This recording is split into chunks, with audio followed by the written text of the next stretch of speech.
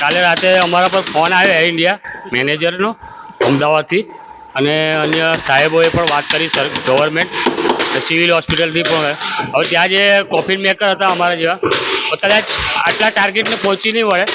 મને કહે નેલુભાઈ તમારો નંબર મળ્યો છે, જો તમે અમને હેલ્પ કરો તો સારું છે.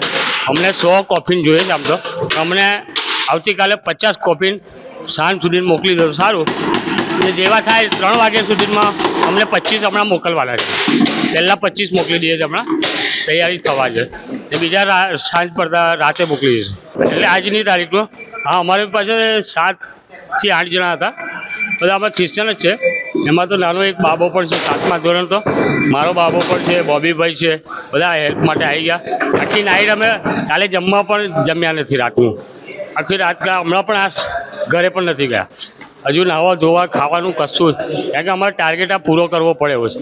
કારણ કે એ લોકોને બાય રોડ જે ડેડ બોડી છે એ એવી પોઝિશનમાં છે કે એને આપણે હાથમાં ના લઈ શકીએ. એટલે આ કોફી સ્પેશિયલ પોલિથીનવાળું આવશે, અંદર એક બેગ આવશે, એની અંદર ડેડ બોડીને અંદર મૂકવામાં આવે, એની ઉપર પછી એને કફનમાં બાંધી ને આમાં સીલ થઈ જાય. ને જે તે પરિવારને આપવાનું છે એમનું સર્ટિફિકેટ કે જે પણ હોય એડ્રેસનું, એટલે